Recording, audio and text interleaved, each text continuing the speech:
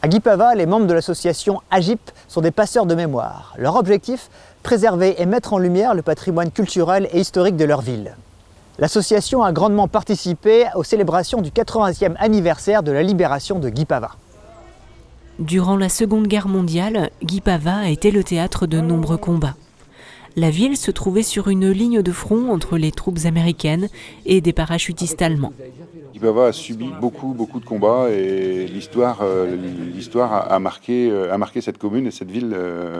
Donc aujourd'hui, une association Guipava Identité et Patrimoine que je remercie de leur travail de longue haleine, de collecter les informations et de les mettre à disposition du public comme ça a été fait, comme vous pouvez le voir derrière moi. L'association Guipava Identité et Patrimoine s'est lancée pour les célébrations du 80e anniversaire de la Libération dans un travail de longue haleine. Plus d'un an de travail, nous avons commencé à réfléchir à cette exposition environ au mois de novembre-décembre 2023. Et entre le début, le projet et la réalisation, il a fallu faire des devis, réunir des gens, des groupes de travail, trouver les photos, trouver les sujets et avoir un pilote. C'est important un pilote. Nous avons un très bon pilote qui est Jean-Paul Page. Je tiens à le dire parce que s'il n'y avait pas ça, il n'y aurait pas d'expo. L'objectif, c'est de faire comprendre aux jeunes et aux moins jeunes qu'est-ce qui s'est passé à Guipava, de A jusqu'à Z, de 1940 à 1944-45. Après la guerre, les familles parlaient peu des souvenirs douloureux. La mémoire est souvent transmise de par les recherches de la génération suivante. On parlait avec nos parents de la guerre et ils ne voulaient pas en parler. Ils gardaient ça au fond d'eux-mêmes parce qu'ils ne voulaient pas transmettre à leurs enfants ce qu'ils ont souffert, la souffrance, la misère. Par contre, les enfants, ils étaient beaucoup plus attentifs.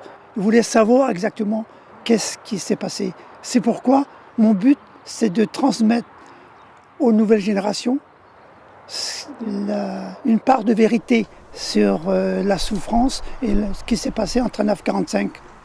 Il nous appartient de renouveler sans cesse la mémoire qui lie le passé au présent et à l'avenir. Les commémorations des 80 ans de la libération de Guipava ont aussi rendu hommage aux victimes civiles.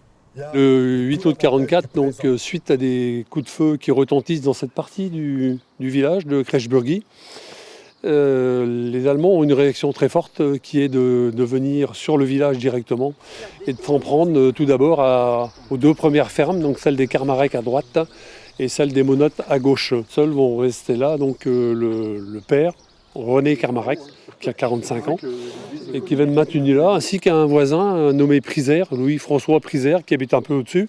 Donc ce groupe d'Allemands va mettre le feu dans la ferme de gauche ici, la ferme Monotte, et ensuite mettra le feu dans celle des Kermarek également.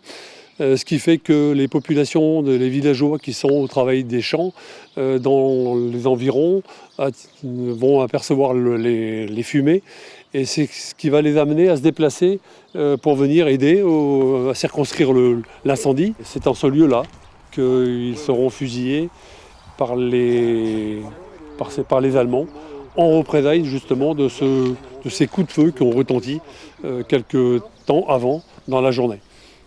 Ils ont été fusillés là. Là, vous voyez le rodeau là, et puis les plantes là. Juste derrière, il y avait un tas de bois. Et ils ont été mis au pied du tas de bois et ils ont été fusillés là. J'allais sur mes 12 ans, quoi, 44 quoi.